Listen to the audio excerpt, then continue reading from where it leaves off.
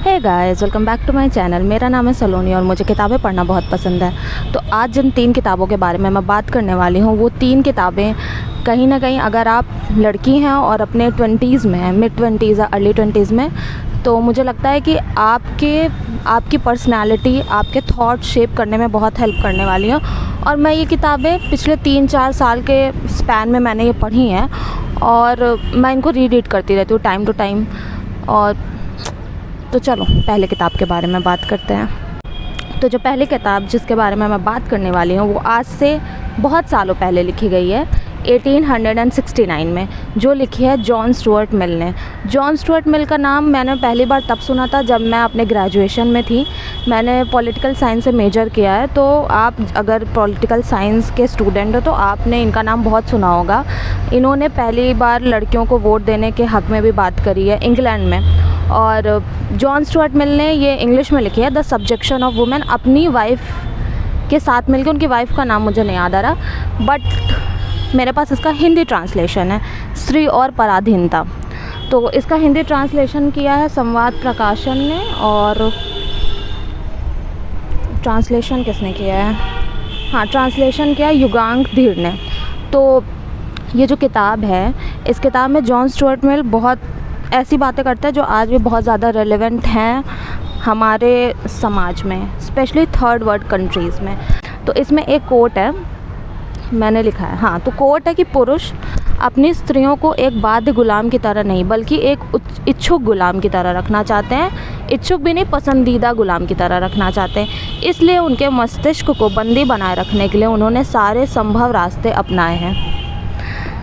इन्होंने मतलब ये चैप्टर्स में डिवाइड है ये पूरी बुक, और इन्होंने कैसे शादियों में मोस्टली औरतों को ऑप्रेस किया जाता है, उनको, और औरतें नहीं बोलती हैं पुरुषों के ख़िलाफ़ क्योंकि उसकी जो लाइबिलिटीज़ है वो बहुत ज़्यादा है, रैदर देन कि आप चुप रह के उस शादी में रह जाते। और 1869 में औरतों को वोट देने का भी शायद अधिकार नहीं था। औरतें कैसे पॉलिटिक्स में ना जाएं, उसके लिए आदमी क्या क्या एक्सक्यूज़ देते हैं कि औरतों के पास बस अपने ही बारे में सोचने का दिमाग है, वो क्या समाज की भलाई के बारे में सोचेंगी। ये सारे बहुत अच्छे मतलब आप जब पढ़ोगे ना चैप्टर बाय चैप्टर तो लगेगा कि ये किताब तो अभी भी कितनी ज़्यादा रेलेवेंट है। और कुछ चीज़ें बदली हैं, जैसे औरतें काम पे जाने लगी हैं, हर तरह के प्रोफेशन में जाने लगी हैं, उनको वोट देने का अधिकार मिल गया है, लेकिन समाज में अभी भी औरतों की स्थिति कुछ ज़्यादा अच्छी नहीं हुई है।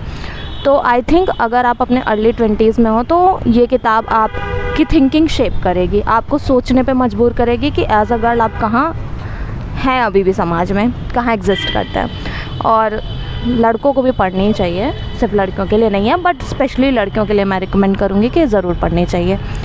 तो दूसरी किताब जिसके बारे में मैं बात करने वाली हूँ वो 1929 में पब्लिश हुई है, और बहुत ही फेमस राइटर हैं, एक फ़ीमेल राइटर हैं जिनका नाम है वर्जीनिया वुल्फ। तो वर्जीनिया वुल्फ की ये किताब अ रूम ऑफ वंस ओन, ये एसेज हैं। तो वर्जीनिया वुल्फ ने ऑक्सफोर्ड की वुमेन यूनिवर्सिटी में 2 लेक्चर्स दिए थे, फिर उसके बहुत सालों बाद उन्होंने उसको एक्सटेंड करके एक बुक पब्लिश करी है।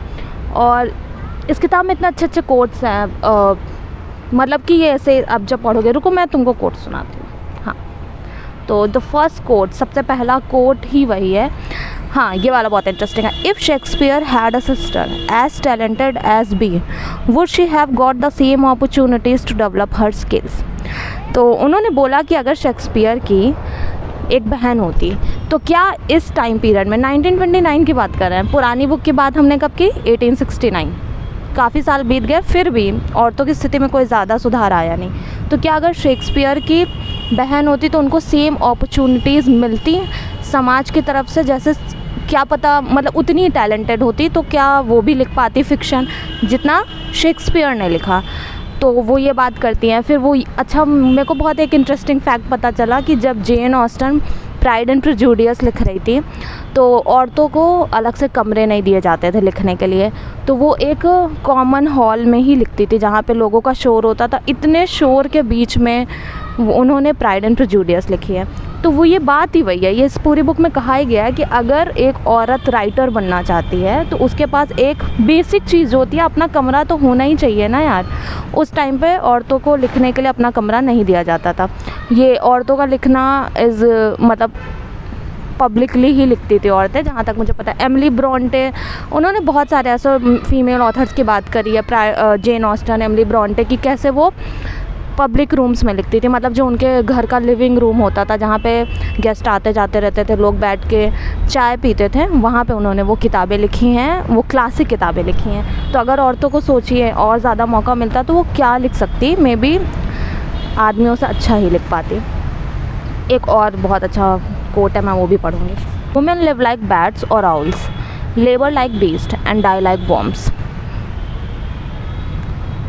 ओके, एक और है, मैं इसमें इतने सारे कोट्स हैं, मैंने इतने सारे कोट्स किए हैं, उसमें बहुत अच्छे अच्छे कोट्स हैं। Lock up your libraries if you like, but there is no gate, no lock, no bolt that you can set upon the freedom of my mind. That's it. अगली बुक की तरफ बढ़ते हैं। तो जो लास्ट बुक है इस series में, वो अभी बहुत ही रिसेंटली लिखी हुई बुक है, और ये कन्नड़ा में थी ओरिजिनली और इंग्लिश में ट्रांसलेट हुई है। बहुत ही फेमस बुक है, तो ज़्यादा मैं बोलूँगी नहीं कि कौन कौन सा अवार्ड इसको मिले हैं। The book name is heart lamp. तो हार्ट लैम्प ओरिजिनली कन्नड़ा में या कन्नड़ा में लिखी गई है, बानू मुश्ताक ने लिखी है, और फिर दीपा भस्ती, गलत नहीं बोलूँ, ठीक है, दीपा जी ने इसको ट्रांसलेट किया इंग्लिश में। इसको अभी बुक प्राइज़ में मिला है इन ट्रांसलेशन कैटेगरी, और वो सेकंड वुमेन बनी है जिनको बुक प्राइज़ मिला है। तो ये कहानी, इसमें 6 शॉर्ट स्टोरीज़ हैं, गिन लेती हूँ मैं, 1 2 3 4 5 6 7 8 9 10 11 12 शॉर्ट स्टोरीज़ हैं। तो 12 शॉर्ट स्टोरीज़ है जो mostly south Indian Muslim women's पे हैं। आप मतलब जब ये लास्ट ईयर इसको मिला था अवार्ड, उसके जस्ट 15 दिन बाद ही मैंने ख़रीद ली थी, क्योंकि मैं फिर अगेन किसी बुक फेयर में गई थी और मुझे दिख गई थी, तो मैंने सबसे पहले इसी को ख़रीद लिया था। तो मतलब इसमें ऐसा नहीं है कि कोई फेवरेट सॉरी कि कोई फेवरेट ऐसे मेरी स्टोरी हो। मुझे सारी ही स्टोरी बहुत अच्छी लगी हैं, और एक स्टोरी है सेम इसी नाम की, हार्ट लैम्प, उसमें तो रोना आ जाएगा। खैर, तो सेम औरतें किसी भी रिलीजन की हों, किसी भी देश की हों, किसी भी कंट्री की हों, किसी भी रेस की हों, सिचुएशन सबकी एक जैसी है। ये आप इस किताब को पढ़ने के बाद समझेंगे।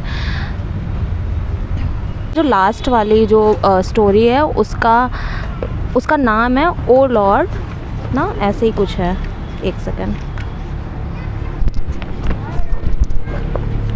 हाँ उसका नाम ही है be a woman once O Lord, कि एक बार धरती पे औरत बन के भी भगवान उतरो, तब आपको पता चलेगा कितनी प्रॉब्लम्स हैं। और उन्होंने लास्ट ख़त्म भी करी है ये जो बुक है, come to earth as a woman प्रभु, be a woman once O Lord. चलो इसके थोड़े थोड़े कोट्स मैं पढ़ के सुनाती हूँ, ठीक है। एक ही कोट मैंने इसका जो है, एक कोट मैंने आपके लिए लिख के रखा है ताकि मैं भूल ना जाऊँ। तो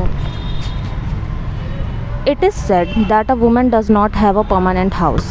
She has to live in her father's house, her husband's house और her son's house.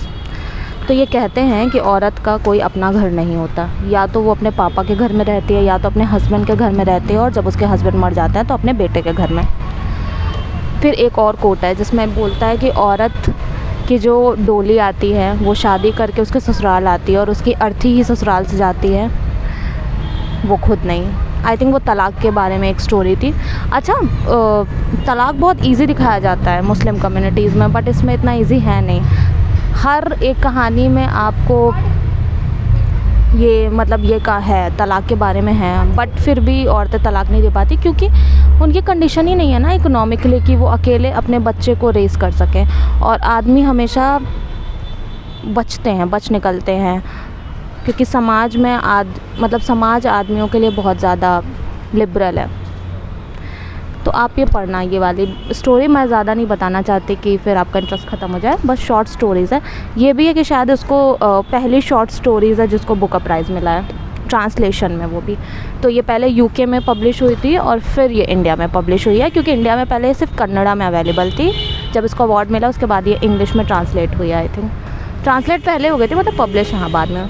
तो these are the 3 books which I think every woman should read in their 20s, और टाइम टू टाइम रीड भी करते रहना चाहिए।